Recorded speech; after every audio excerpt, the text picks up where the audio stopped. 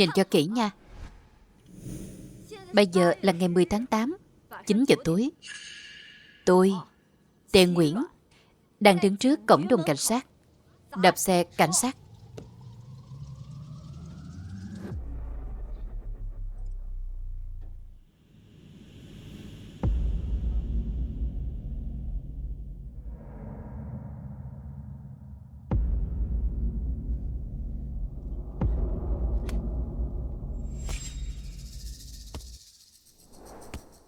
Trời ơi, trước đồn cảnh sát mà đạp xe sao? Cô ta điên rồi. Còn livestream công khai nữa, sợ cảnh sát không bắt hay sao? Nhìn cô ấy rất là quen đó. Khoan đã, cô ấy là sinh viên xuất sắc của khoa luật năm ngoái mà. Tề Nguyễn có đúng không? Sao cô ta lại ở đây chứ? Biết luật và những phạm sao? Biết luật phạm luật. Đúng rồi, tôi cố ý đó. Bởi vì tôi muốn tạo ra một bằng chứng ngoại phạm hoàn hảo nhất.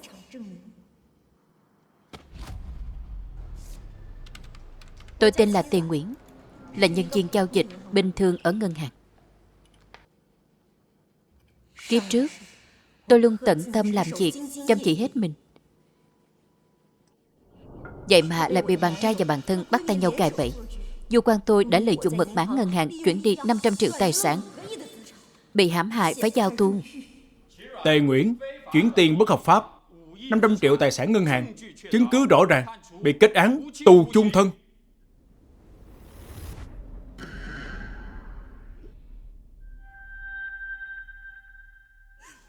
Nguyễn, Em à. họ đã gây ra vụ lừa đảo tài chính chấn động cả nước. Nhưng dùng mật khẩu tài khoản của tôi khiến tôi trở thành tội phạm duy nhất bị bắt đi. Học luật 4 năm, tôi lại trở thành vật hy sinh của pháp luật.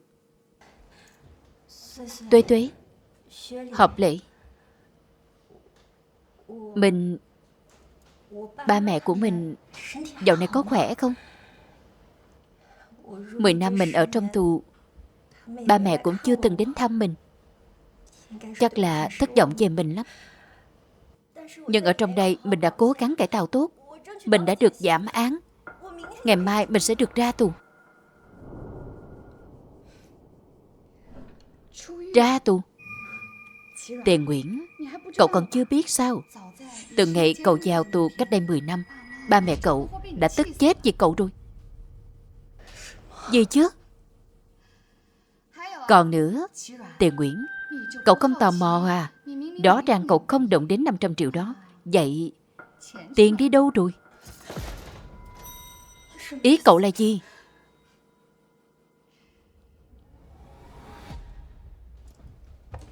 Số tiền đó là tôi dùng mật khẩu của cô chuyển đi đó. Cảm ơn cô nha. Nguyễn đã trở thành vật thế tội hoàn hảo rồi cho tôi và cô ấy. Tề Nguyễn, cậu tốt thật đó. Nếu như có kiếp sau, hai đứa mình vẫn là bạn thân nha.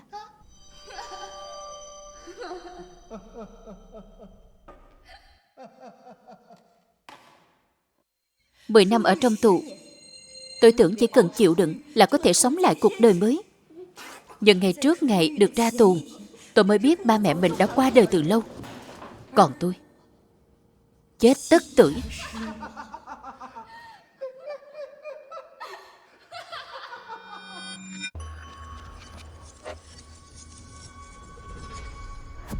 Tôi sống lại rồi. Quay trở về ngày mà bọn họ chuyển tiền ngân hàng, khiến tôi trở thành vật thế tội hôm đó.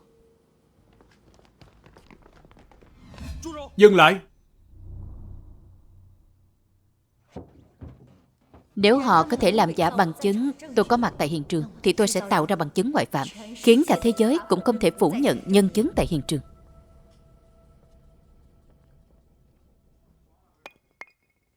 Anh cảnh sát à, tôi phạm tội rồi. Bắt tôi nhanh lên đi. Tôi đợi không nổi nữa rồi. Có chuyện gì sao? Cô có nổi oan gì thì cứ nói ra đi. Đừng kích động chứ. Kích động cái gì? Bắt tôi không? Không bắt thì tôi đập tiếp. Giữ cô ta lại. Đường Túy, Thẩm Học Lễ, để xem kiếp này hai người còn hãm hại tôi kiểu gì. Dẫn đi. Buông ra, tôi tự đi được.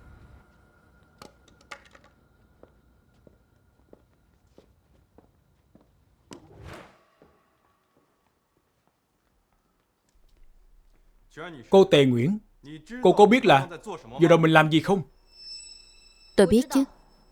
Theo Điều 49 Luật xử lý vi phạm hành chính, cố ý phá hoại tài sản công hoặc tư sẽ bị tạm giữ từ 5 đến 10 ngày. Nếu như nghiêm trọng sẽ bị giam giữ từ 10 đến 15 ngày.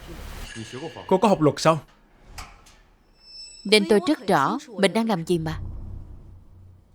Anh cảnh sát à, tôi phạm tội nghiêm trọng, rất xấu xa. Xin hãy tạm giữ tôi ngay lập tức đi.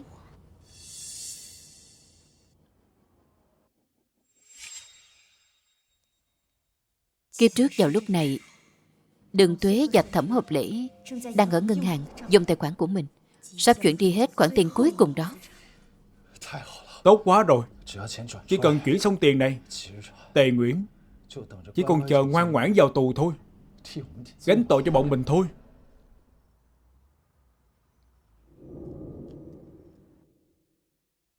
Còn tôi thì lại tin lời đường mật của Thẩm Học Lễ, ngồi đợi hẹn ở một chỗ không có camera gì cả.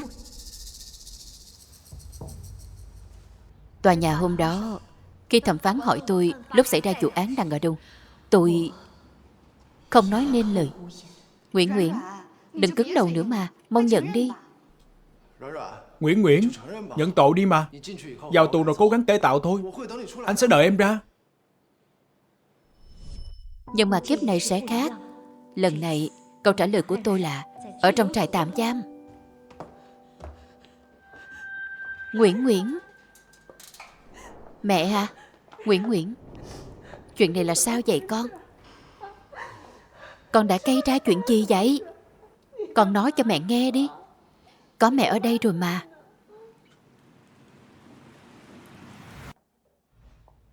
Mẹ. Nguyễn, con luôn là đứa trẻ ngoan mà. Con làm sao vậy? Bà, kiếp trước tất cả đều do con khiến bà mẹ bị mọi người chỉ trỏ, nói xấu sau lưng. Bà phải bán nhà, thuê luật sư cho con. Mẹ vì con mà bị bệnh nặng, rồi không qua khỏi. Ngày con vào tù. Chắc hai người đã biết rõ tình hình đúng không? Tề Nguyễn, cô ấy phá hoại tài sản người khác. Nếu cô ấy còn giữ thái độ này, sẽ bị tạm giam, là chuyện đương nhiên thôi. Anh cảnh sát à, thật sự làm phiền anh rồi. Nguyễn từ nhỏ học hành ngoan ngoãn, nó không thể nào như vậy được đâu. Chắc là nó bị kích động gì đó. Hay là về đi, chúng tôi sẵn sàng bồi thường tất cả thiệt hại. Đây là lần đầu nó phạm lỗi. Xin để chúng tôi đưa về được không? Con không thể về đâu. Còn 7 phút nữa, sắp đến 9 giờ 30 rồi. Họ sẽ chuyển tiền đi 500 triệu tiền mặt. 500 triệu đó, sắp vào tay của mình rồi. Anh Học Lễ, anh đúng là quá độc ác. Nếu Tề Nguyễn biết cô ấy ngoan ngoãn chờ anh cả đêm chỉ để thành con dê thế tội cho chúng ta, cô ấy sẽ hận anh đó. Cái con ngốc đó nằm mơ là bạn gái của anh sao? Cái con đó sinh ra đã là để ngồi tù thai cho anh rồi.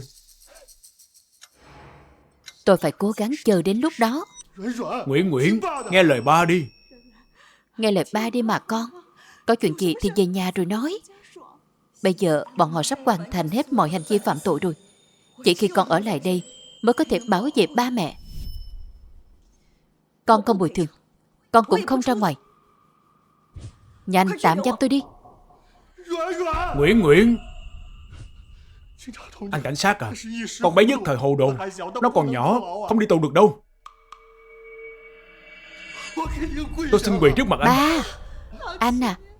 Ba của Tề Nguyễn à, chú làm gì vậy? Đứng dậy đi. Tôi xin anh đó, con tôi khó khăn lắm, mới tốt nghiệp đại học được mà.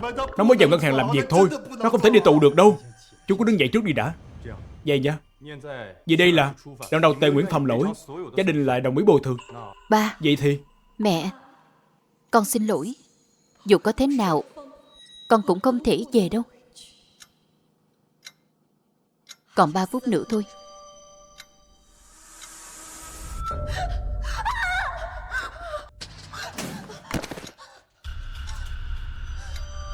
Họ muốn hại con.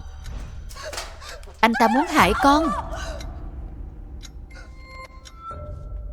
Mọi người không nhìn thấy anh ta à? Anh ta đang ở đó kìa.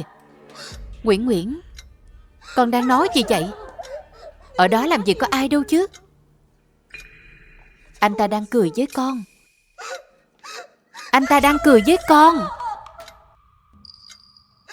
Đừng Nguyễn chạm Nguyễn vào à? tôi. Nguyễn Nguyễn là ba đây mà. Không, ông không phải ba tôi. Tôi không quen các người. Tôi không quen các người. Anh cảnh sát ơi, tôi không quen họ. Họ là cùng một bọn đó. Tôi không đi đâu. Tôi không đi đâu. Tôi không ra ngoài. Chỉ ở đây mới an toàn. Tôi không ra ngoài. Nguyễn Nguyễn, rốt cuộc con sao vậy? Anh cảnh sát à, chắc là con bé có vấn đề thần kinh rồi. Bình thường nó không vậy đâu. Cô ấy đang bị kích động đó. Hai người ra ngoài trước đi, để cô ấy bình tĩnh lại đã. Thôi để con bình tĩnh lại đi em à. Ba, mẹ, con xin lỗi. Đợi chuyện này qua đi. Con gái nhất định sẽ bù đắp cho ba mẹ.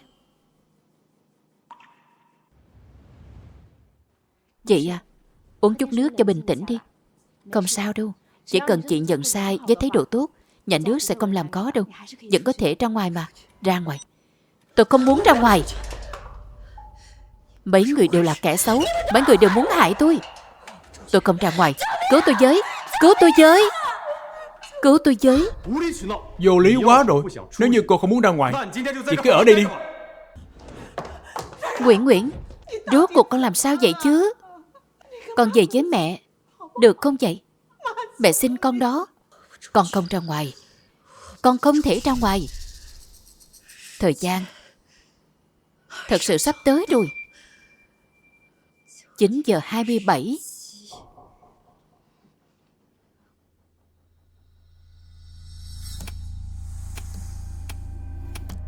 Nguyễn Nguyễn. 9:28. Nguyễn Nguyễn. 9:29.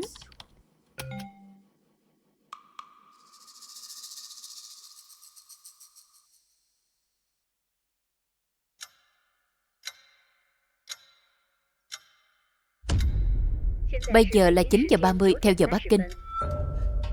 9:30 rồi. Đến giờ rồi. Kiếp này tôi có bằng chứng ngoại phạm hoàn hảo rồi. Mình được cứu rồi.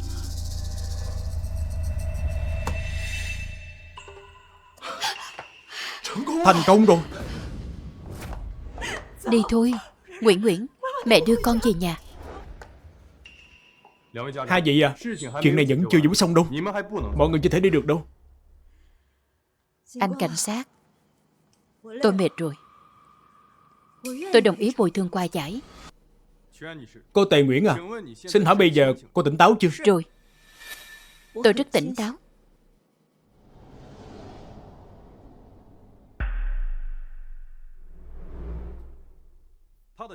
Tình hình cô ấy vẫn nên ở lại đây quan sát một đêm đi.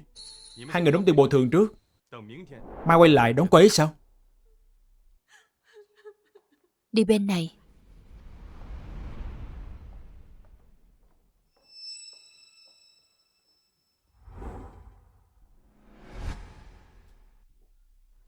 Cô Tề, mời cô theo tôi.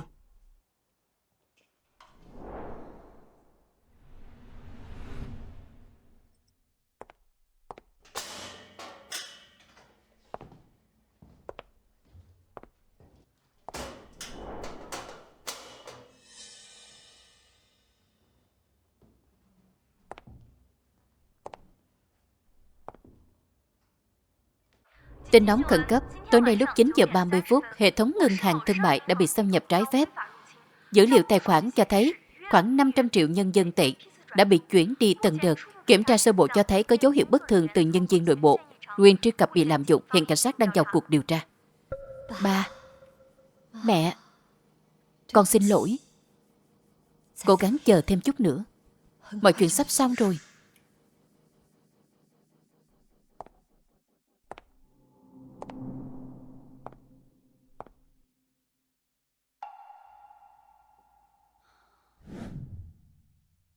Nguyễn Nguyễn. Mẹ. Con cày đi rồi. Mẹ, không sao đâu. Chúng ta về nhà tôi. Cô Tề, chuyện lần này dù đã bồi thường rồi, nhưng tôi vẫn cần nhắc nhở cô một câu. Sau này không được làm chuyện vi phạm quy định an ninh nữa. Tôi biết rồi. Sẽ không tái phạm nữa. Đi thôi.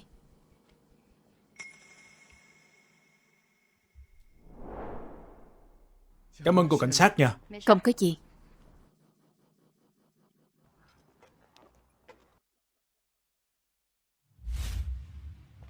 Đội trưởng Dương,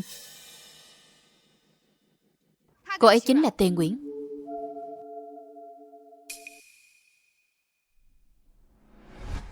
Tề Nguyễn, có người tố cáo cô chuyển tiền bất hợp pháp từ ngân hàng đấy. Tất cả giao dịch chuyển tiền đều thực hiện qua tài khoản riêng của cô và nhật ký điện tử, bằng chứng rõ ràng. Mời cô đi một chuyến.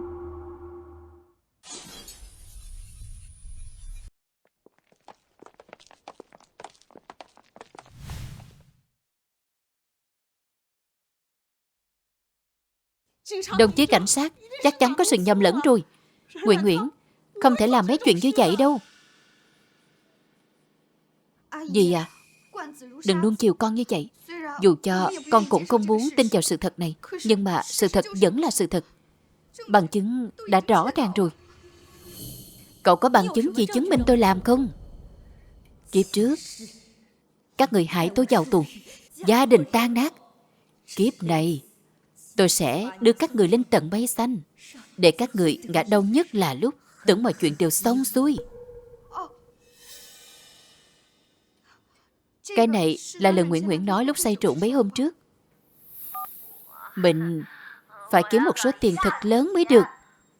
Chờ mình lấy được 500 triệu này, mình sẽ ra nước ngoài thuê 30 người mẫu nam. Kiếp sau, mình sẽ sống sung sướng. Mình không về nữa đâu. Chú à, dì à, thật ra con không muốn nói ra, nhưng Nguyễn Nguyễn bây giờ nghiện cờ bạc online rồi, còn nợ một khoản tiền khổng lồ. Tối ngày hôm qua, còn lén dùng máy tính của con. Con nghi ngờ cậu ấy. Không thể nào. Con gái tôi không làm mấy chuyện như vậy đâu. Quá đáng quá rồi. Lấy tiền của nhà nước thuê mẫu nam. Đúng là coi pháp luật như trò đùa. Phải xử lý thật nghiêm khắc. Đã vậy còn làm ở ngân hàng, hệ thống ngân hàng mà lại đào tạo ra loại người như vậy. Nguyễn Nguyễn, chuyện này có phải thật không con? Mẹ, đoạn ghi âm đó là giả. Con chưa từng nói như vậy. Nguyễn Nguyễn, chúng ta là bạn thân, nhưng cậu cũng không thể để mình làm chứng giả được. Ai nói thì người đó đưa ra bằng chứng. Nếu cậu nói những câu đó là tôi nói thì phải có bằng chứng. Đúng rồi, ghi âm có thể dùng AI ghép mà. Sao lại dùng cái này bắt người ta được chứ? Anh cảnh sát à, anh phải điều tra kỹ đó. Đúng vậy, ghi âm chỉ là một bằng chứng thôi, chưa đủ cơ sở đâu. Không thể kết luận là cô ấy làm. Anh cảnh sát, anh từng thấy người nào bình thường mà lại say xỉn lại nói chuyển đi 500 triệu không? Để bao mẫu nam đó. Tôi thấy cô ấy đã nhắm vào ngân hàng từ lâu lắm rồi. Đúng vậy. Tối qua 9 giờ rưỡi, ai có thể dùng khóa bảo mật chuyển đi 500 triệu. Ngoài cô ấy ra, không thể có ai khác. Các người nói nhảm. Con tôi không phải là loại người như vậy. Chú à, con biết là Nguyễn Nguyễn xảy ra chuyện này. Chú và dì rất đau lòng. Nhưng sai vẫn là sai mà. Nguyễn Nguyễn à, bọn anh cũng chỉ muốn tốt cho em mà thôi. Tốt cho tôi à? Vậy anh nói thử xem, anh đã làm gì tốt cho tôi nào? Anh cảnh sát à, tôi có bằng chứng nữa. Đây chính là lịch sử chat của tôi với cô ấy đó. Dạo gần đây cô ấy cứ nhờ tôi dạy cho kỹ thuật hack camera giám sát. Là lỗi của tôi. Phải nghĩ ra sớm hơn. Cô ấy dùng mấy chiêu này để làm ra những chuyện phi pháp đó. Là lỗi của tôi. Đã không ngăn cô ấy từ trước. Là lỗi của tôi. Là lỗi của tôi. Không phải lỗi của anh. Lỗi là do Nguyễn Nguyễn gây ra. Chính cậu ấy ham hư danh. Chuyện đã xảy ra rồi, chúng ta thay mặt Nguyễn Nguyễn chủ động ra đầu thú. Như vậy có thể được xử nhẹ hơn, được không? Đường Tuế, Thẩm Hợp Lễ, hai người không đi làm diễn viên đúng là phí tài năng. Tôi muốn xem thử chút nữa lột mặt nạ giá tạo của hai người, xem hai người còn định vu khống tôi thế nào. Động cơ gây án quá rõ. Tề Nguyễn, có còn gì muốn nói không? Con gái tôi không thể làm mấy chuyện này đâu. Con bé không làm đâu. Dì à, phải nhận đi chứ. Về may thêm vài bộ quần áo, mùa đông lạnh lắm. Ở trong tù, đừng để Nguyễn Nguyễn bị lạnh nha. Nói không chừng thì còn phải chịu cảnh người đầu bạc tiễn kẻ đầu xanh nữa. Mẹ. Vợ à, vợ à. Mẹ, 500 triệu đó không phải con lấy. Mẹ đừng làm con sợ. Mẹ tin con mà. Con không làm chuyện đó đâu. Mẹ. Mau gọi người tới đi. Dì đã như vậy rồi, sao em còn mở mắt nói dối được chứ? Không phải tôi. Mẹ. Mẹ. Mẹ. Mẹ.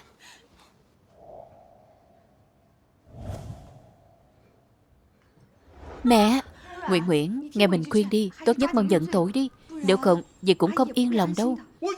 Con gái tôi nó không làm, là nó không làm. Chú à, bọn con đều là người thân thiết với Nguyễn Nguyễn. Lại hại cô ấy sao? Chuyện cũng đã xảy ra rồi. Chỉ có cách để cô ấy sớm nhận tội, cũng để giảm nhẹ hình phạt thôi. Cảnh sát à, cho hỏi, với tình huống của Nguyễn Nguyễn như vậy, nếu không nhận tội thì xử thế nào đi? Theo luật hình sự điều 191, nếu tình tiết nghiêm trọng có thể phạt tù chung thân hoặc là tử hình. Cái gì? Muốn dựa vào một đoạn ghi âm và tấm ảnh chụp màn hình không biết từ đâu ra mà kết tội tôi à? Tôi không phục. Tôi học chuyên ngành phụ là công nghệ thông tin ở đại học. Nếu tôi có vấn đề gì thì đâu cần nhờ đến các ngươi.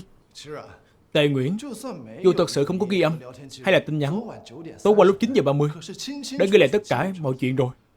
Chính là em dùng mật mã để chuyển đi 500 triệu của ngân hàng. Hơn nữa mật mã đó phải qua xác thực chính chủ của em. Em có chối cỡ nào cũng vô ích thôi. Vậy nếu như đã có người ăn cắp mật mã của tôi thì sao? Anh cảnh sát à, nếu như tội phạm không chịu nhận tội, không để luật pháp nước mình lại không thể xử phạt hay sao chứ? Tất nhiên không phải vậy rồi. Động cơ phạm tội của Tề Nguyễn quá rõ ràng. Dù cô ấy có nhận hay không, chỉ cần xác nhận mật mã của cô ấy là xong. Thì việc bị bắt là chắc chắn rồi. Đúng là y như kiếp trước mà. Chính là chỉ sau một đêm mình đã biến thành tội phạm liên quan đến vụ án 500 tỷ. Nhưng lần này các người tưởng là tôi là con tốt bị bỏ sao? Không biết là tôi mới là người cầm quân cờ. Tề Nguyễn, chúng tôi đã mời giám đốc Trương Hành Trưởng tới đây để mới xác nhận mật mã có thật sự là chỉ mình cô biết không. Giám đốc, Nguyễn Nguyễn, cô là nhân viên tôi coi trọng nhất. Sao cô lại làm chuyện đó chứ? Cô có ngân hàng là gì đây? Cô coi tôi là cái gì đây? giám đốc, Giám đốc Trương, xin hỏi có phải chỉ có Tề Nguyễn xác thực mật mã không thì có thể xác nhận được chuyển khoản? Đúng vậy. Vậy mật mã của Tề Nguyễn có phải là chỉ mình cô ấy sử dụng được không? Đúng vậy. giám đốc, mật mã của tôi bị người khác lấy cắp. Dớ dẫn. Mật mã cá nhân sao bị lấy cắp được chứ? Bị ra chuyện này, Bình cô thường làm giám tôi đốc quá đối thất xử vọng. với cậu không tệ. Nguyễn Nguyễn, ăn cháo đá bát như vậy đúng là đồ vô ơn. Cô là nhân viên đó, tiền không sạch sẽ chính là đồ ăn Nuôi cắp. một con chó còn biết giữ nhà. Không ngờ là cô còn không bằng con chó. Tôi nghĩ chắc là được bao nuôi nên tiêu tiền như nước đó. Thầm là muốn lấy tiền ngân hàng. Các người đang vu khống tôi. Tôi bị người ta hãm hại. Ai hãm hại cậu? Chẳng lẽ là hai chúng tôi chắc? Tề Nguyễn, tối qua lúc 9:30 họ đều có bằng chứng ngoại phạm. Hơn nữa, chính họ là người tố cáo cô. Hơn nữa, chính họ là người tố cáo cô. Nguyễn Nguyễn, mình đối xử với cậu rất tốt. Cậu lại đối xử với mình như vậy. Cậu còn là người không? Tề Nguyễn, lương tâm của em có bị chó ăn rồi không? Kiếm tiền bất lương như vậy, nửa đêm em ngủ có ngon không? Còn trẻ mới làm chuyện này rồi sao? Mọi người mau chụp lại khuôn mặt cô gái này để ai cũng biết cô ta là ai.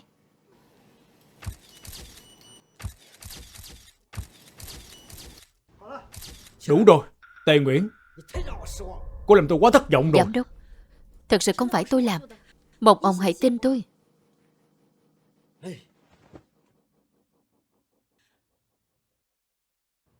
Ba. Nguyễn Nguyễn à, con xưa nay là đứa trẻ ngoan mà, sao lại vậy chứ?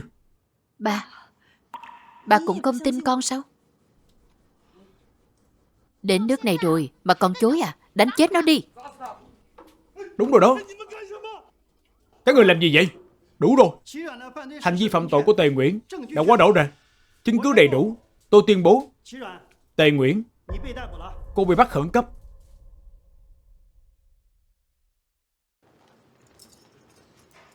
Thành công.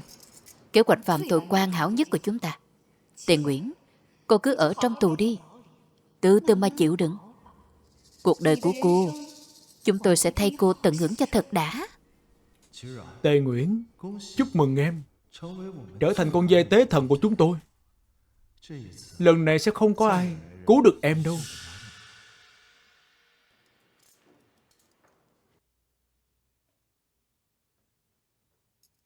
Đường Tuế, Thẩm Học Lễ, hai người nói thời gian tôi gây án là tối qua 9 giờ 30 đúng không? Đúng vậy. Tối qua 9 giờ 30, cậu dùng mật mã chuyển đi 500 tỷ. Chứng cứ rõ ràng, chẳng lẽ cậu còn muốn chối sao? Nhưng mà tối qua lúc đó, tôi ở trước cửa đồn cảnh sát đập phá xe mà, rồi bị đưa thẳng vào trại tạm giam. Có camera giám sát suốt, có cả chục cảnh sát làm chứng cho tôi. Tôi hoàn toàn không có mặt ở hiện trường. Cái gì? Cái gì chứ? Nguyễn, đến nước này rồi mà còn bị chuyện như vậy. Đúng là chết không hối cải mà. Chứng cứ rõ ràng rồi. Vẫn còn Chỉ còn cứng miệng mà sao? sao lừa được 500 tỷ? Tâm lý tội phạm lừa đảo quá thật khác người. Tề Nguyễn à, anh biết em khó chấp nhận được việc em bị bắt mà. Nhưng mà lưới trời lồng lộng đó, tội đã phạm chắc chắn phải chịu phạt thôi.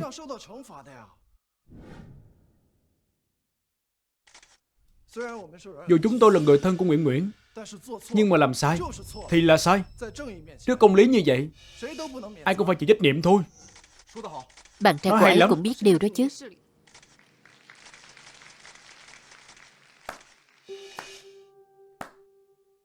Nói rất đúng. Ai đã làm điều sai cũng phải chịu phạt hết. Nhưng người nên chịu phạt không phải tôi, mà là các người. Tề Nguyễn, em như chó dại vậy đó, cắn bậy người khác sao? Có bệnh thì đi chữa đi, đừng ở đây cắn lung tung nữa. Nguyễn, đã đến nước này rồi, cậu còn muốn kéo bọn mình chết chung à? Cậu tưởng tòa án với cảnh sát đều mưu hết chắc? Chẳng lẽ không phải sao? Ý em là sao đây? Đồn cảnh sát có camera giám sát suốt. Tối qua tôi đã ở đâu? Chỉ cần kiểm tra là biết ngay. Dừng bắt giữ, kiểm tra camera đi.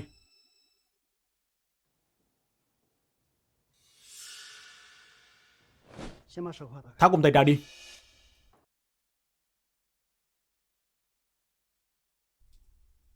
Mở camera từ 9 giờ tới 10 giờ tối hôm qua.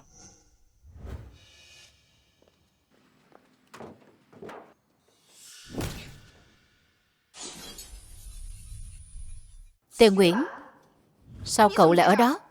Tối qua lúc 9 giờ, tôi đạp xe trước cửa đồn cảnh sát.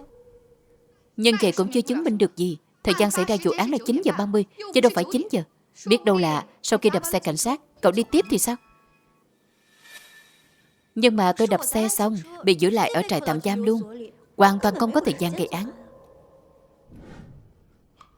Đúng rồi, Nguyễn đập xe xong bị tạm giam luôn. Con bé trong đó suốt mà, không thể nào tới hiện trường gây án được. Sao có thể vậy chứ? Cô ta nên ở Nên đó ở chứ. đâu chứ? Tôi nên ở trong con hẻm không có camera chứ gì. Em, con gái của tôi không có nói dối đâu. Nó không có ăn cắp mà. Rốt cuộc là chuyện gì đây? Không thể nào. Chắc chắn là Tề Nguyễn giả mạo. Đúng vậy, chỉ là video giả mạo thôi mà. Cô ấy chuẩn bị kỹ rồi để che giấu đi hành vi phạm tội của mình đó. Chỉ dựa vào một video thôi, không chứng minh được gì hết đâu. Cái này họ nói đúng đó. Camera thực sự không nói lên được điều gì hết. Tề Nguyễn à, nếu cô không đưa ra được bằng chứng xác thực hơn, tôi vẫn phải làm theo lệnh thôi. Bắt giữ cô. Nếu như tôi nói tôi có nhân chứng thì sao? Nhân Dù chứng à? video có thể bị làm giả, nhưng có hơn chục cảnh sát ở đồn đều tận mắt nhìn thấy. Chẳng lẽ cái này cũng làm giả được sao? Đội trưởng Dương, tôi muốn xin anh triệu tập các cảnh sát có mặt ở đồn cảnh sát tối hôm qua. Họ có thể làm chứng cho tôi. Tối ngày hôm qua, tôi thực sự ở đâu? Được, triệu tập nhân chứng đi. Cái này... Đêm qua ở đồn, các cậu trật đúng không? Dạ phải. Vậy các cậu còn nhớ cô ta không? Tất nhiên là nhớ rồi. Hôm qua chính cô ấy đập xe cảnh sát đó. Còn là đồng nghiệp của tôi. Sợ xem mặt luôn đó. Sao lại có người điên tới mức đó chứ? Vậy hôm qua các cậu có bắt giữ cô ta không? Theo lý thì tạm giữ cô ấy thôi. Nhưng mà hôm qua ba mẹ cô ấy tới. Đây, chính là người này. Ba mẹ cô ấy rất thành tâm. Nói là con còn nhỏ, không thể vào tù được. Vừa năn nỉ vừa giáng sinh, còn quỳ xuống trước mặt chúng tôi nữa. Tôi thấy cô ấy lần đầu phạm lỗi, lại chịu bồi thường thiệt hại, nên không có... Đội trưởng Dương à, anh nghe rồi đó. Tề Nguyễn hôm qua dù ở đồn cảnh sát nhưng không bị tạm giữ đâu. Cô ấy đang nói dối đó. Không phải vậy đâu. Đúng là hôm qua tôi có xin cho cảnh sát, nhưng mà tình hình của Nguyễn rất nghiêm trọng. Nó hoàn toàn không ra khỏi đó đâu. Chú à, đã đến giờ này rồi, chú còn bênh vực cho Nguyễn nữa. Cảnh sát vừa nói rồi, chú vì cứu Nguyễn suýt nữa quỳ trước mặt họ. Chú nói xem chú lớn tuổi rồi. Cái này cảnh sát cũng không làm có chú đâu, đúng không? Đúng rồi đó chú à. Con biết chú muốn cứu Nguyễn thôi, nhưng mà cảnh sát người ta đang ở đây đó. Chú còn muốn họ phối hợp để nói dối sao? Chú đừng có lấy tuổi ra làm quyền đủ nữa. Rồi. Thẩm Ngọc Lễ, anh sốt ruột muốn đổ tội cho tôi vậy à? Vì muốn thoát tội mà em qua mặt cảnh sát sao? Anh với cô ấy chỉ đang nói sự thật thôi. Cảnh sát còn chưa nói gì mà anh đã khẳng định là tôi làm giả chứng cứ, chứ không phải các người vu quan giá họa sao? Không phải. Mấy người nói như vậy. Bà, không sao. Không phải đâu. Cô ấy đúng là bị giam giữ mà. Chính tay tôi đưa vào phòng tạm giam Gì đó. chứ? Gì chứ? Không phải nói ba cô ấy xin cho rồi sao? Có xin rồi, nhưng chúng tôi không thả cô ấy ra. Nhưng theo quy định, nếu Tề Nguyễn nhận lỗi thành thật, chịu bồi thường, thì đúng là không giam giữ được. Vậy sao các người lại... Tại vì cô ấy phát điên lên.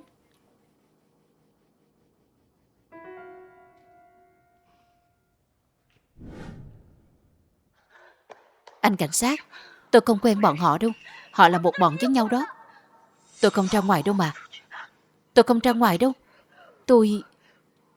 Mọi người có thể thấy cô gái này phát điên, không nhận người thân, không còn cách nào, chỉ có thể tạm giữ cô ấy một ngày, chờ xử lý vào ngày hôm sau. Không thể nào. Không thể nào đâu. Tinh thần của Tề Nguyễn rất tốt mà. Chắc là có giả vờ thôi. Nói đi, có phải giả vờ không? Đúng vậy. Tôi đã giả vờ đó. Cô ấy thừa nhận rồi. Cô ấy giả vờ đó. Cô ấy hoàn toàn không có bệnh đâu. Học Lễ, anh là bạn trai của em mà. Sao anh lại có thể nghi ngờ em? Tại sao?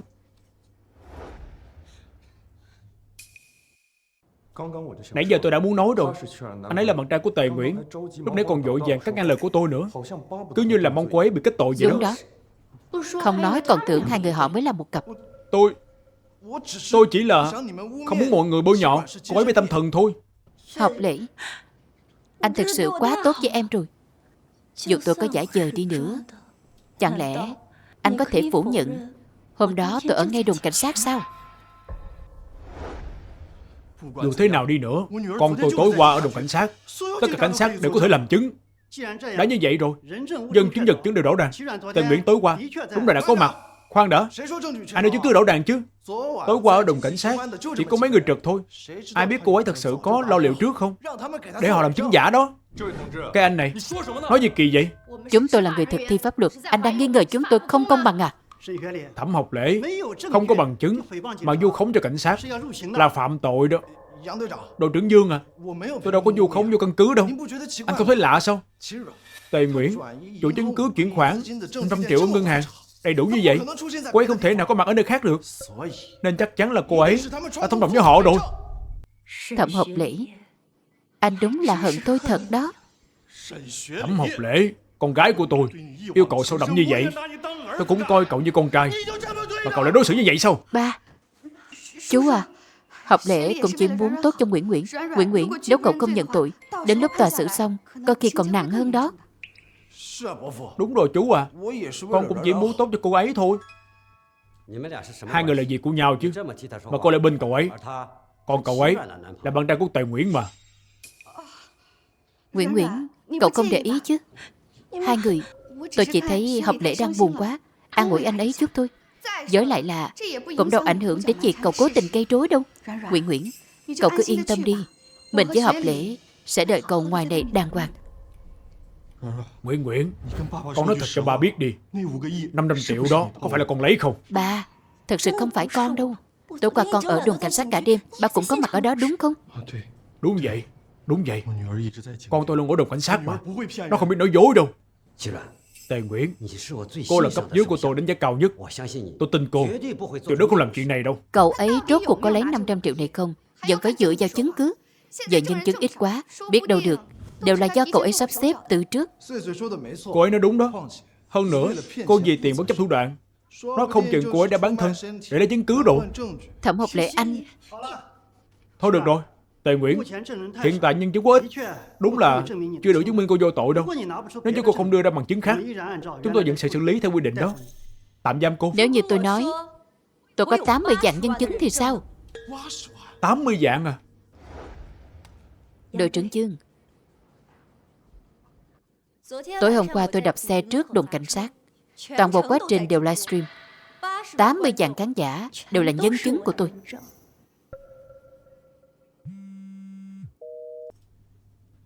Alo, dạ giám đốc, đúng rồi. Thông báo vụ án đã gửi đi rồi. Nghi phạm là Tề Nguyễn. Rút lại ngay đi. Và trên mạng dư luận đang ầm ĩ lên đó. Ai cũng kêu anh bắt nhầm người đó. Gì chứ? Cô gái này tối qua ở đồn cảnh sát, thời gian không khớp chút Hai nào. người kia có vấn đề. Người nhà phạm tội ai cũng buồn rầu, mà họ còn hát múa nhảy nhót. Sợ bằng cái mình không bị bắt ấy chứ.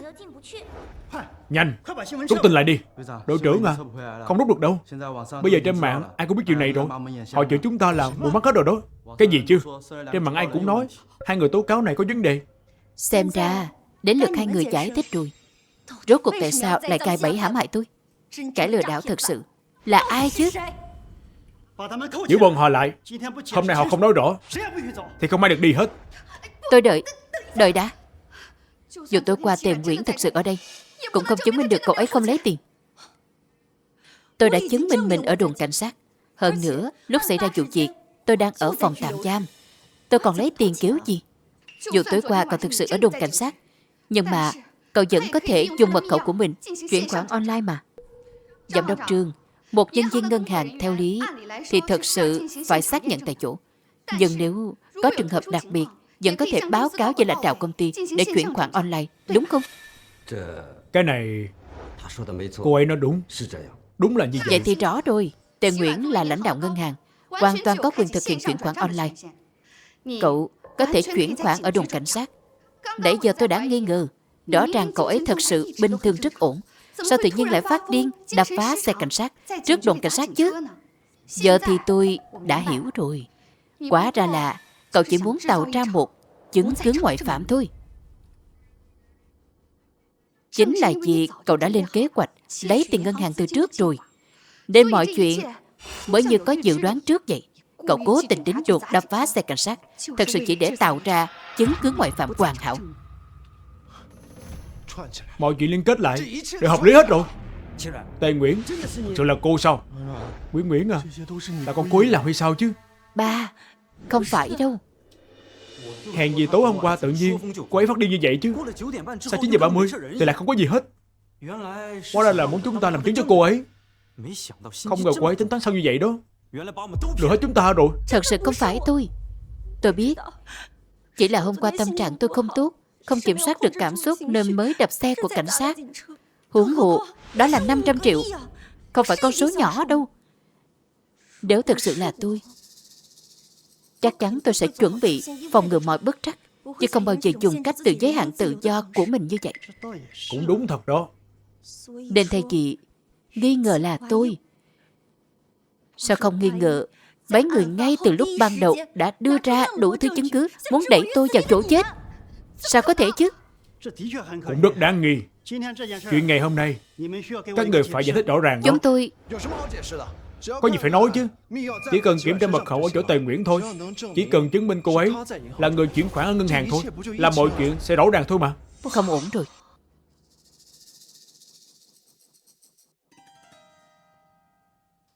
Cô giấu gì đó? Chào ra đi. Không có gì. Đừng giật của tôi nói là không có gì. Buông tay ra.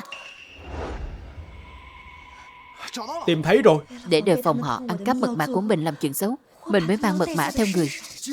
Không ngờ là Hôm cô. qua còn thấy cô đáng thương, không ngờ cô lại lợi dụng tôi làm giấy tờ giả. Trên đời này sao lại có người như cô chứ? Tề Nguyễn, cô làm tôi quá thất vọng. Không phải như vậy đâu. Tôi mang theo người chỉ là để đề phòng họ lấy cắp mật mã của tôi thôi. Nguyễn Nguyễn, nói mấy câu này thực sự lừa người khác thì được, nhưng tốt nhất đừng tự lừa chính mình. Tôi không nói dối.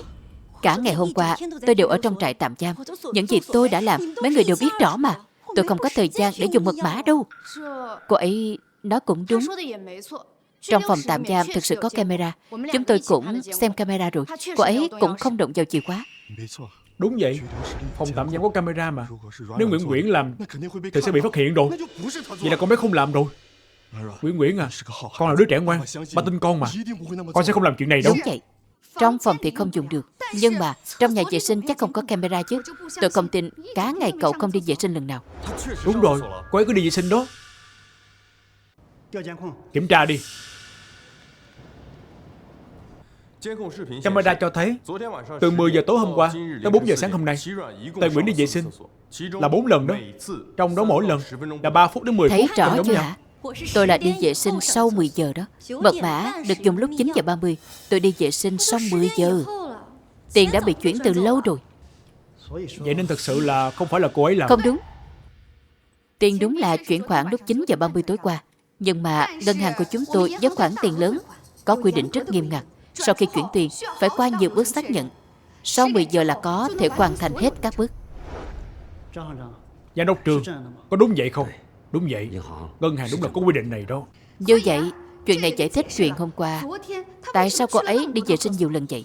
Hơn nữa, thời gian ở trong nhà vệ sinh lâu vậy, chứng tỏ số tiền chuyển khoản chắc chắn rất là lớn. Chính là 500 triệu đó. Nhưng như vậy chỉ có thể là tôi đi vệ sinh thôi, chứ không phải chuyển tiền. Cậu đi vệ sinh không lẽ không nghĩ tại sao đi vệ sinh lại có thể mất đến 30 phút? Vậy cậu thử đi vệ sinh 30 giây coi. Cậu... Được rồi, Nguyễn Nguyễn à, đừng có gây chuyện nữa. Cô ấy nói cũng chỉ là muốn giúp cô thôi. Bình tĩnh đi. Tôi thấy cậu ấy chỉ mong tôi mau bị nhốt thôi. Nhưng mà nói đi không phải nói lại nha. Cô ấy nói đúng mà. Cô có 4 lần được khỏi camera giám sát. Lần lâu nhất là 10 phút đó. Điều kiện gây án cũng rất rõ ràng rồi. Đúng vậy. Chúng tôi không thể loại trừ cô có nghi ngờ chuyển tiền đi. Tề Nguyễn, xem lần này cậu tính làm sao. Đợi cậu vào tù thay chúng tôi sẽ dùng tiền cậu đi du lịch khắp nơi. Cả đời cậu không ngóc đầu lên được. Nhưng biết làm sao đây? Tôi vẫn có bằng chứng khác. Cậu nói gì? Nguyễn Nguyễn, tới nước này rồi, còn bằng chứng gì? Sao không mau đưa ra đi? Đúng đó, lấy ra đi con. Trong trại tạm giam, để phòng tránh những rắc rối không cần thiết, tôi đã quay video toàn bộ quá trình.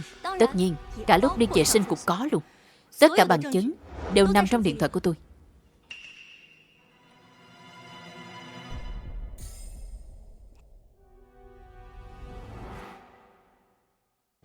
Xem đi. Tất cả bằng chứng của tôi. Sao có thể như vậy được? Sao có thể chứ? Nguyễn Nguyễn là nhân viên của ngân hàng, biết rõ phải ý thức lưu lại bằng chứng. Quả nhiên tôi không nhìn nhầm Cảm ơn cô. giám đốc. Là giả đó. Đủ rồi. Video toàn bộ quá trình cho thấy Tề Nguyễn hoàn toàn không dùng tên và mật mã, không có cơ hội gây án đâu. Hai người còn định cãi chạy cãi cối hay sao chứ? Hai người này luôn muốn cô ấy gánh tội thay. Chắc là có biết gì đó rồi. Đội trưởng Dương à, nhất định phải điều tra rõ ràng đó. Lấy lại số tiền của chúng tôi nha. Giám đốc Trương à, anh yên tâm đi. Tôi sẽ bắt được kẻ đứng sau vụ này mà. Kiếp này mình cuối cùng cũng rửa sạch được nghi ngờ rồi. Khoan đã. Cậu còn muốn nói gì nữa? Đúng là cậu không tự tay nhập mật mã, nhưng mật mã của ngân hàng đã có tích hợp công nghệ nhận diện mống mắt rồi. Cậu không dùng tay cũng có thể mở được mà. Giám đốc, có đúng vậy không? Chuyện này đúng vậy. Năm ngoái ngân hàng chúng tôi đã nâng cấp rồi. Mật mã của Tề Nguyễn đúng là có thể mở bằng mắt đó. Cái gì chứ? Tại sao chứ? Tại sao? Tôi đã làm đến mức này rồi, sao vẫn không được chứ? Chẳng lẽ ông trời bắt mình phải gánh tội cho đôi tình nhân đáng ghét này sao? Tề Nguyễn, cậu còn gì để nói được không? Nguyễn Nguyễn, cô tính toán đủ thứ rồi. Thế giới này công bằng lắm. Cô nhất định sẽ nhận được hình phạt xứng đáng thôi. Không, tôi không cam tâm. Có rồi, Mặc dù có thể dùng mống mắt của tôi để mở mật mã, nhưng mỗi lần mở mật mã, hệ thống đều có ghi lại. Mình có thể kiểm tra hệ thống. Như vậy sẽ biết được có đúng là dùng mống mắt của tôi để mở mật mã hay không. Được, kiểm tra ghi chép đi. Nguyễn Nguyễn à, cô đừng có hy vọng kết quả hệ thống giúp được gì cho cô nha. Tề Nguyễn, đừng để đến lúc thật sự có kết quả rồi, tội của cậu còn nặng hơn nữa đó. Chưa có kết quả mà. Đừng nói sớm quá như vậy. Ghi chép đây ạ.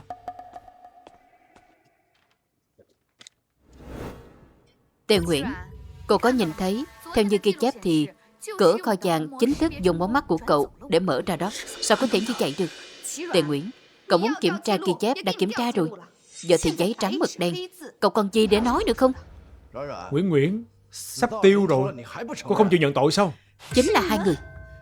Tề Nguyễn, cô rất thông minh, làm chúng tôi sẽ vòng vòng luôn đó. Nhưng mà sự thật chỉ là sự thật thôi. Sự thật không thể bị cô dùng vài câu nói thay đổi được đâu. Bằng chứng rõ ràng rồi. Cô đã bị bắt. Trên này Cô thật còn gì sự muốn nói gì không? lạ. Mống mắt của tôi là mật mã mở kho rút 500 triệu à? Tề Nguyễn, mật mã bây giờ đang ở trên người cậu. Cậu còn gì để nói nữa chứ? Vậy có phải có thể nói là chỉ cần tôi luôn ở trong trại giam và chưa từng lấy mật mã thì tôi sẽ được minh oan không? Theo lý đúng là như vậy đó. Tề Nguyễn, cậu còn gì mà giãy dụ nữa. Bây giờ mật mã trên người cậu có quá nhiều thời gian gây án. Nhận tội nhanh đi. Tôi sao phải nhận tội chứ? Chỉ vì tôi đã mang một mật mã giả vào trại tạm giam mà. Cô nói gì chứ? Tôi nói thứ tôi cầm là mật mã giả đó. Để tránh bọn họ đánh cắp, mình phải luôn mang theo bên người. Không đúng. Nếu bọn họ muốn hãm hại mình, mang bên người mới là nguy hiểm nhất.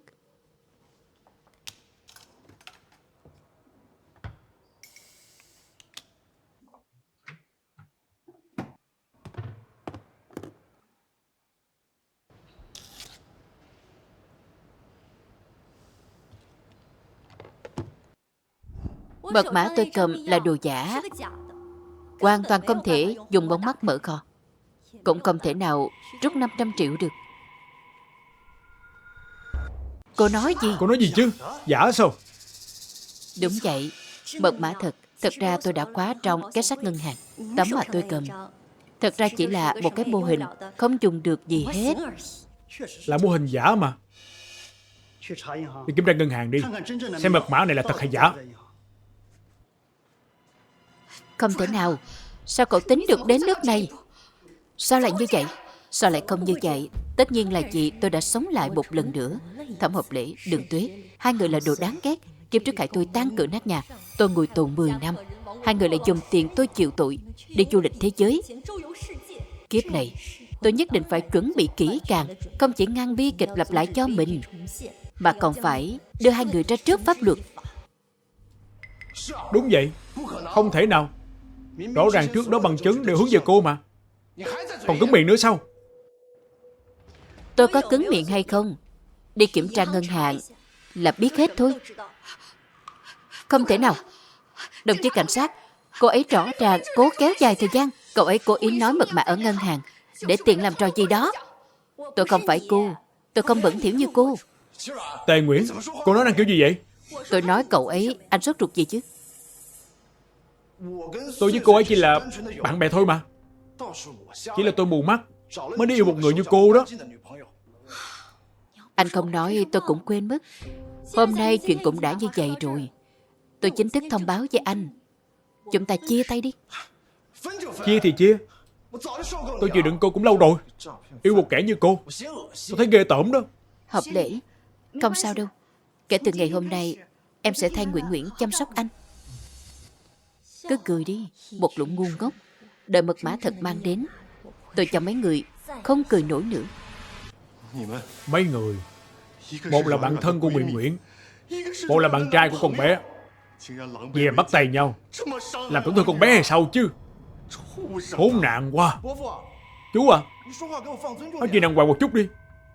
Nếu không phải cô ấy làm ra chuyện bị cả nước khinh thường như vậy, thì bọn con đã có tuyệt tình với cô ấy chứ. Bọn con không đứng về phía Nguyễn Nguyễn là vì bọn con đứng về chính nghĩa thôi mà. Đàn ông ngoại tình mà còn lý lẽ sao? Tôi đánh chết cậu. Ba, Thôi đi. Thẩm Học Lễ, anh có lương tâm không? Ba tôi nuôi anh như con ruột của mình, mà anh lại báo đáp như vậy à? Thì sao chứ? Đồ già không ra gì. Ông ta đáng đời mà. Đủ rồi. Đây là cơ quan, không phải chỗ mấy người cãi nhau. Dù mật mã này không phải là thật, thì địa chỉ IP chuyển tiền này thật sự là sao đấy? IP gì chứ? Tề Nguyễn, cậu còn giả vờ à? Cậu nói 500 triệu này không phải cậu chuyển đi. Vậy địa chỉ IP chuyển tiền này sao lại ở cục thanh tra?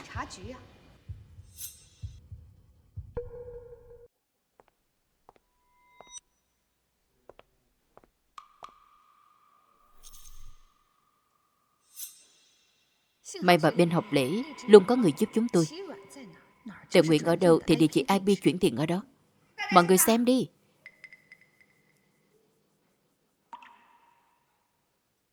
Đây chẳng phải đồn cảnh sát Đây không sao? phải là đồn cảnh sát sao? Gì chứ? IP chuyển tiền là ở đây sao? Khoảng cách này là phòng tạm giam. Lúc đó phòng tạm giam chỉ có Tề Nguyện ở trong. Sao lại như vậy? Sao lại thành ra như vậy? Rõ ràng mình chưa lấy mật mã. Rõ ràng kiếp này mình đã chuẩn bị kỹ lắm rồi. Sao địa chỉ chuyển tiền vẫn hiện ở chỗ mình chứ? Tại sao? Mình lại một lần nữa thành kẻ thù ác. Kiểm tra IP này thật hay giả đi.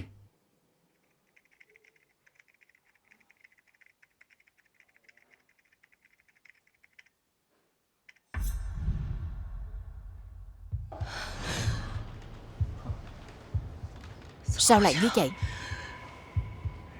Sao lại như vậy chứ? Tề Nguyễn, tôi đã nắm được rất nhiều bằng chứng phạm tội của cậu. Cậu ngoan ngoãn đầu hàng đi. Tề Nguyễn, cô làm nhiều chuyện như vậy chỉ để tự mình thoát tội sao? Giám đốc, không phải đâu. Nguyễn Nguyễn à, số tiền này đối với ngân hàng chúng ta thật sự rất quan trọng. Nó không chỉ là tài sản của ngân hàng, mà còn là tiền lương hưu của người dân nữa. Cô trả lại được không? Tôi quỳ xuống xin cô đó. Tôi xin cô Giám đốc, mà. số tiền này thật sự không phải tôi lấy đâu. Vậy ai lấy? Nguyễn, giám đốc lúc nào cũng rất thương cậu, luôn coi cậu là nhân viên xuất sắc nhất. Cậu lại đáp lại giám đốc, đáp lại ngân hàng như vậy sao? Tề Nguyễn à, tiền cô chuyển đi vẫn là tiền lương hưu của người dân đó. Cô còn lương tâm không? Đúng là còn tệ hơn cả súc vật Lương nữa tâm đó. cô bị chó ăn mất rồi. Không phải tôi. Không phải tôi.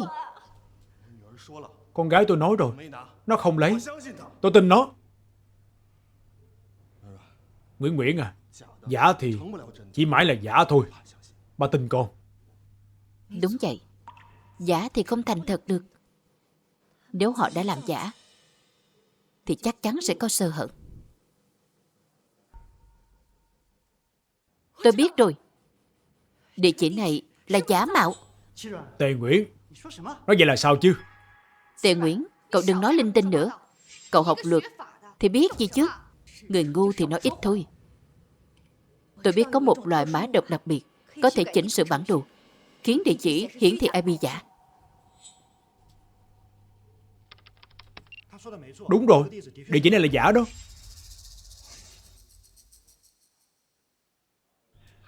Tốt quá rồi, con gái tôi không lấy số tiền đó đâu.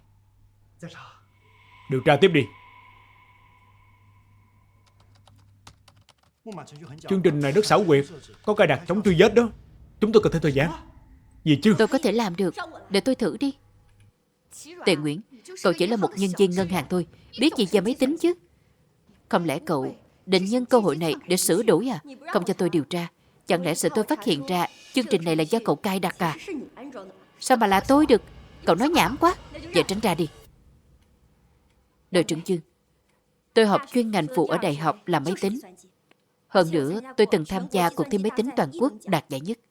Loại chương trình mã độc này tôi rất quen thuộc. Tề Nguyễn, có thôi đi không? Đừng có khoác lác nữa. Thời gian học đại học bận rộn như vậy, làm gì có thời gian học hai ngành cùng lúc? Tôi không phải cậu. Chuyện cậu không làm được không có nghĩa tôi cũng không làm được. Tề Nguyễn à, được rồi, Để cô ấy làm đi. Tề Nguyễn, lúc học đại học cô đúng là giỏi thật. Nhưng mà tốt nghiệp lâu rồi, còn khoe khoang gì chứ? Python với C, cô phân biệt nổi không? Con biết cứ làm chứ biết, lát nữa bị giả mặt thì đừng xấu hổ nha. Tề Nguyễn à, chương trình mã đọc này rất quan trọng. Nếu cô không biết thì nói sớm đi, tôi đổi người khác. Nè, đang nói với cậu đó. Giải mã xong rồi. Sao có thể vậy chứ? Đội trưởng à, đồng chí này đã giải mã xong rồi đó. Bây giờ có thể xác định được địa chỉ IP này không ở đồn cảnh sát đâu. Tốt quá rồi, tốt quá rồi. Tiếp tục đi, xem địa chỉ IP này ở đâu chứ.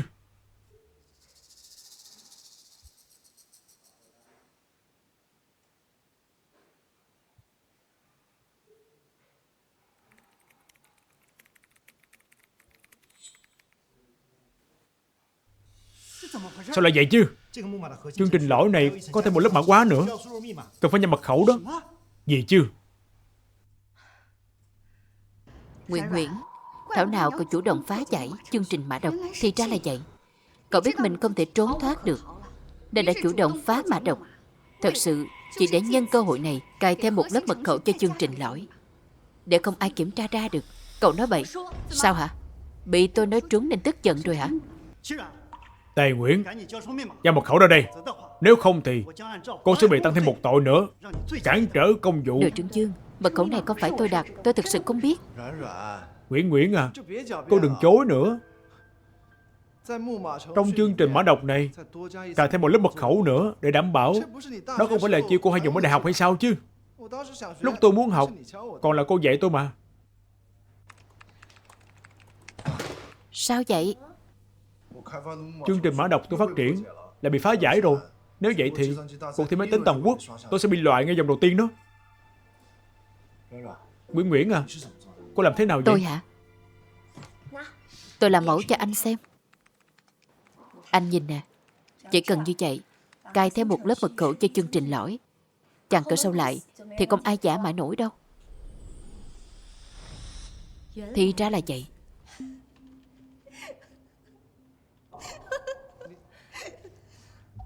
Cô cười gì chứ? Tôi cười vì vừa rồi có người tự bóc phốt mình đó, thêm vào một lớp mật khẩu ở cuối chương trình mã độc để đảm bảo. Đúng là chiêu mà tôi rất hay dùng hồi đại học. Nhưng vừa rồi chẳng phải anh cũng nói anh đã học được, phải vậy không? Cô, Thẩm Học Lễ, rốt cuộc là sao đây? Tôi chỉ nói là Tề Nguyễn từng dạy tôi thôi. Thì cũng đâu chứng minh được gì đâu. Ai biết được cô ấy có dùng cải tiến kỹ thuật hay không chứ? Hoặc là lúc phá giải vừa rồi cô ấy mới thêm vào. Đúng rồi, đội trưởng Dương, Tề Nguyễn, cậu ấy tâm địa độc ác, mưu mô thủ đoạn. Cô ấy cố tình để chúng ta nghi ngờ Học Lễ, chỉ để tự mình thoát tội. Học Lễ là người chính trực như vậy, sao có thể làm mấy chuyện đó được chứ? Chắc chắn là Tề Nguyễn. Cậu ấy nhất định biết mật khẩu. Mật khẩu hả? Tôi thật sự biết. Tề Nguyễn, giao mật khẩu ra đây. Mật khẩu chính là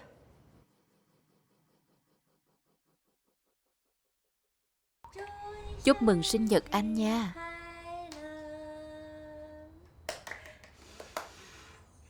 Tuế Tuế, sinh nhật vui vẻ nha.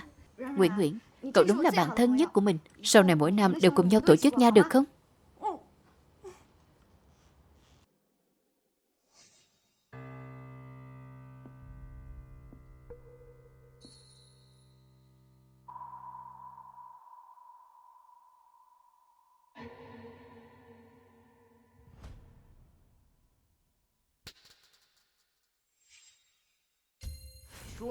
Nói đi. Sao không nói nữa chứ? Không nói nổi đúng không? Nói dối cho thật nhiều vào. Giờ thì khó rút lui lắm đó. Mật khẩu chính là 0 5 2 1. Thành công rồi. Tìm được rồi. Chìa khóa thật sự ở trong cái sắt của ngân hàng. Chìa khóa ở trong cái sắt của ngân hàng đúng không? Con gái tôi không làm đúng không? Nó không chuyển số tiền đó đúng không? Đội trưởng à, đã ra địa chỉ IP rồi. Nơi chuyển khoản chính là chung cư 1801 ở Phan Đậu, đường Hoa Viên. Đó không phải là nhà hàng của Đường Tuế sao? Trùng hợp, chắc là trùng hợp thôi. Là cậu ấy vu oan cho tôi. Tôi đã chứng minh được mình trong sạch rồi. Tôi có vu oan cho cậu hay không, đi kiểm tra nhà cậu là biết ngay thôi. Tề Nguyễn nói đúng đó. Nếu cô ấy không có thời gian gây án, địa chỉ IP chuyển khoản này cũng không phải là ở trong trại giam. Vậy thì nghi ngờ của cô ấy bị xóa bỏ rồi. Tiếp theo phải điều tra kỹ tại sao địa chỉ IP chuyển khoản là ở nhà cô đó. Xuất phát. Không được. Các người không được đến nhà tôi. Sao hả? Sợ rồi à? Sợ chúng tôi tìm được chứng cứ ở nhà cậu, lật ra hết mọi chuyện đều là cậu với Thẩm Hợp Lễ giở trò đúng không? Cậu nói bậy. Tề Nguyễn à, cô nên bất bị chuyện đi. Tôi có bị chuyện không, đi kiểm tra nhà cậu ấy là biết thôi. Tôi là công dân tuân thủ pháp luật, các người không được khám nhà tôi. Đó là xâm phạm quyền riêng tư của tôi sẽ kiện các người. Đủ rồi. Tôi là người phụ trách vụ án lừa đảo ở đây. Tôi có quyền khám Tôi xét nhà phụ trách cô đó. việc tùy tiện cấm nhà người khác sao?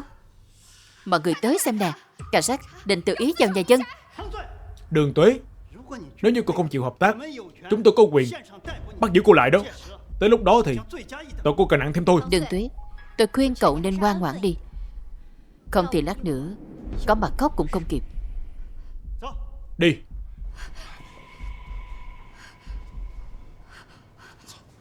Đi thôi.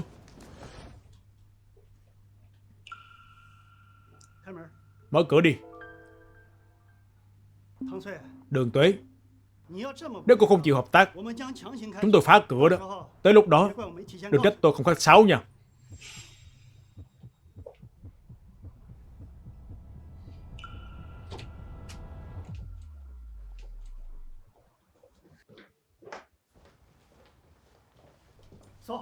Tìm đi. Sao hả? Sợ rồi à? Sợ chứng cứ phạm tội của mình bị lôi ra thì còn phải ở tù nửa đời còn lại à? Tề Nguyễn, cậu nói bậy gì vậy? Chứng cứ gì chứ? Tôi không biết. Tề Nguyễn, cậu nói bậy gì vậy? Chứng cứ gì chứ? Tôi không biết. Đến giờ mà vẫn còn cố cãi. Được thôi. Hy vọng cậu lên tòa rồi cũng cãi giỏi giống như bây giờ vậy. Tôi không biết cậu đang nói gì. Không sao đâu, anh lo hết rồi. Thật không vậy? Đi thôi.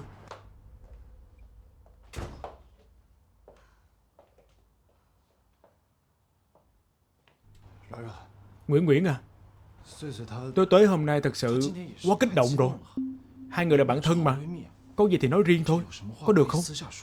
Làm lớn lên thì tới mức khám nhà như vậy là quá đáng rồi đó. Tôi quá đáng à? Cậu ấy cứ muốn đẩy tôi vào chỗ chết. Anh nói tôi quá đáng à? Cô hay Cô là cái gì mà cô? Lo cho bản thân mình đi. Tôi sẽ không tha cho Đường Tuế, cũng sẽ không tha cho anh đâu. Có gì thì để dành mà lên tòa nói với thẩm phán đi.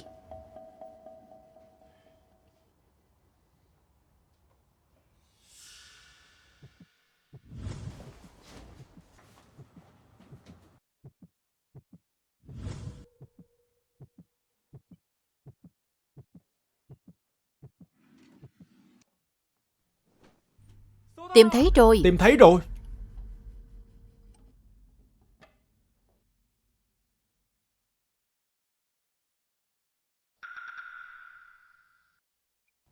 Báo cáo đội trưởng, phòng ngủ không có gì hết.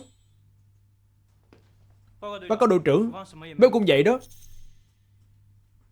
Báo cáo đội trưởng, nhà vệ sinh cũng không có gì Không hết. thể nào.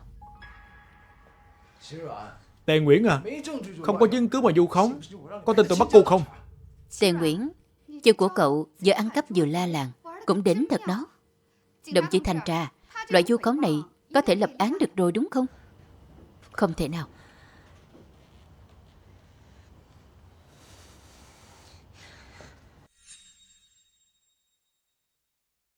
Không đúng. Cái này không đúng.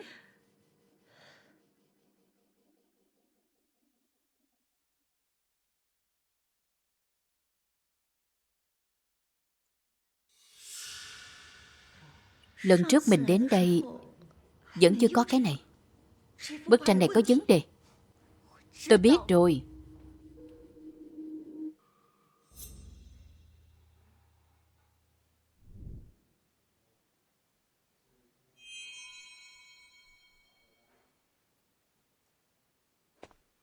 Tề Nguyễn, cậu điên à? Đồng chí thanh tra, ngăn cậu ấy lại nhanh. Hành không như vậy là không được đâu. Cô chán sống rồi sao? Tề Nguyễn, bỏ vũ khí xuống đi.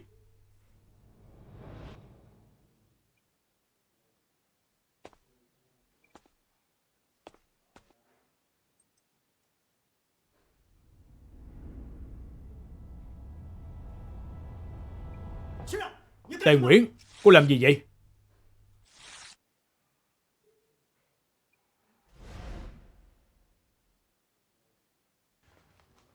Chứng cứ trộm 500 triệu ở ngay đây.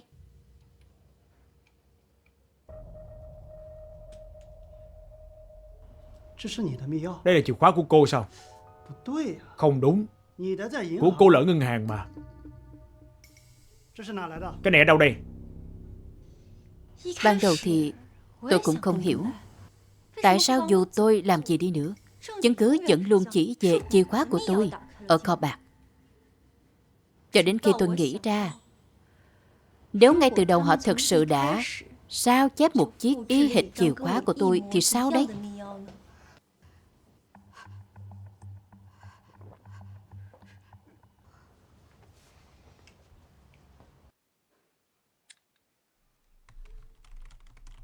Nguyễn Nguyễn, cậu đang nói gì vậy? Tôi nghe không hiểu gì hết.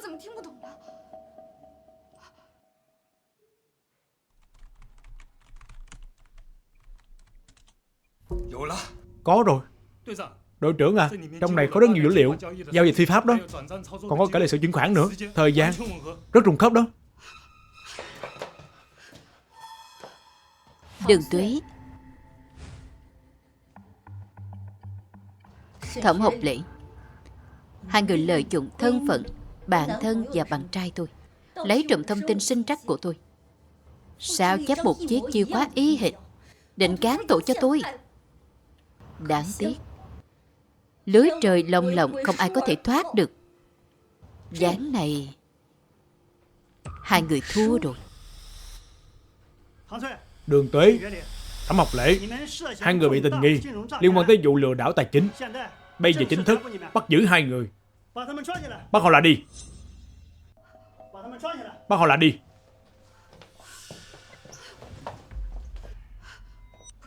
Không thể nào, không thể nào, không thể nào. Tôi đã chọn sạch mọi dấu vết rồi. Sao lại thành ra như vậy? Buông tôi ra. Buông tôi ra. Cậu tưởng xóa hết chứng cứ là có thể thoát được sự trừng phạt của pháp luật à? Bằng chứng thực sự sẽ không bao giờ biến mất. Sự thật chắc chắn rồi cũng sẽ được phơi bày. Dẫn đi. Buông tôi ra. Nguyễn Nguyễn à, không sao rồi. Ba biết là con sẽ không làm chuyện này mà. Ba, mọi chuyện đã qua rồi. Tề Nguyễn à, xin lỗi cô. Tôi trách nhầm cô rồi. Nếu không nhờ cô vạch trần sự thật này, chúng ta còn thiệt hại nhiều hơn đó. Không sao đâu giám đốc. Tôi hiểu vị trí của giám đốc mà. Quan trọng nhất là chuyện này đã được làm sáng tỏ rồi. Đúng, làm sáng tỏ rồi. Cô Tề Nguyễn à, lần này nhờ sự bình tĩnh và thông minh của cô mới phải được án suôn sẻ đó. Đó là việc tôi nên làm. Kiếp này cuối cùng tôi cũng gột rửa được oan ức của mình. Cô Tề Nguyễn à, tôi thay mặt tổ chuyên án trịnh trọng xin lỗi cô lần nữa. Lần này chúng tôi bị nghi phạm che mắt, khiến cô phải chịu nhiều oan ức rồi. Rất xin lỗi cô. Đội trưởng Dương, anh nói quá rồi. Chỉ cần bắt được hung thủ thật sự, để sự thật được sáng tỏ, giúp ngân hàng và khách hàng lấy lại tổn thất, vậy là đủ rồi. Anh có một người con gái rất là tuyệt vời đó. Cô yên tâm, pháp luật sẽ cho cô và tất cả mọi người một bản án công bằng mà. À đúng rồi đội trưởng, phiên tòa của Đường Tuế và Thẩm Học Lễ là khi nào vậy? Ngày tuyên án cụ thể chắc là tháng sau đó. Chứng cứ rõ ràng rồi. Hơn nữa trong thời gian này họ còn nhiều lần cản trở điều tra. Án chắc chắn không nhẹ đâu. Tốt. Đến lúc đó tôi nhất định sẽ đến tòa, tận mắt nhìn họ vào tù. Đó là cái giá họ phải trả cho tôi, cũng là cho những người bị họ lừa dối. Tề Nguyễn, dì xin con đó, hãy tha cho nhà dì, cho học lễ đi. Dì à, dì đứng dậy trước đi. Con không đồng ý thì dì không đứng dậy đâu. Nguyễn Nguyễn, con và học lễ chia tay. Con mang thù trong lòng nên mới hãm hại nó. Con là sinh viên xuất sắc của trường luật, nó chỉ là người bình thường, làm sao đấu lại con được. Nguyễn Nguyễn, coi như dì xin con đó, xin con tha cho học lễ nhà dì, tha cho nhà dì đi mà. Cô Thị, chủ tịch Thẩm thị đích thân quỳ xuống cầu xin cô tha cho con trai bà ấy, nói cô vì yêu mà hận. Vu cáo Thẩm Học Lễ về việc này, cô phản ứng thế nào? Xin hỏi tình cảm giữa cô và Thẩm Học Lễ có phải là nguyên nhân thực sự của vụ án không? Cô có lợi dụng chuyên môn để làm giả chứng cứ không? Đủ rồi. Mẹ của Thẩm Học Lễ, đây là cơ quan chức năng, không phải chỗ đợi người trắng đen đâu. Tụ tập gây rối hay là dùng dư luận gây áp lực đâu. Tất cả chứng cứ của vụ án này đều đầy đủ rồi. Rõ ràng không liên quan gì tới chuyện tình cảm nam nữ đâu. Bất kỳ ai có ý định tại đây dùng bất kỳ hình thức nào để can thiệp vào công bằng của pháp luật, bôi nhọ, vu khống cho nạn nhân, đều sẽ phải chịu trách nhiệm cho pháp luật đó. Đội trưởng Dương, tôi còn lời muốn nói. Dì à, con biết dì rất buồn, nhưng dì đừng buồn vội. Về sau này còn nhiều chuyện để dì lo lắng hơn. Nguyễn Nguyễn, cô định làm gì vậy? Hôm nay dì gọi nhiều người đến đây không phải là muốn gây áp lực cho con, gây áp lực cho vụ án, để vụ án này từ lừa đảo tài chính thành chuyện tình cảm riêng tư, để dì dễ bề thoát tội hay sao? Cô biết những gì rồi. Đường Tuế và Thẩm Học Lễ đúng là đáng ghét, nhưng sau khi con nghĩ kỹ, thấy có gì đó không ổn. Đường Tuế chỉ là một nhân viên ngân hàng bình thường, Thẩm Học Lễ là một cậu ấm đầu óc đơn giản, làm sao có thể trộm 500 triệu lại còn lên kế hoạch tinh vi như vậy? Với khả năng của họ, không thể làm được. Nên chắc chắn đằng sau bọn họ có một kẻ chắc chắn mới là chủ mưu thực sự.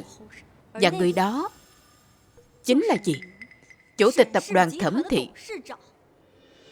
Cô vu khống tôi.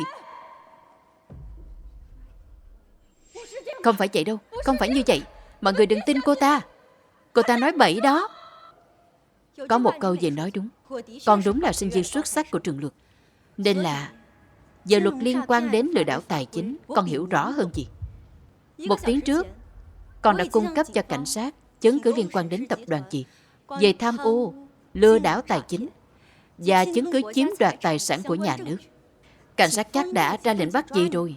Không ngờ là vì lại tự dưng mình đến đây. Bảy kìa, bắt bảy đi.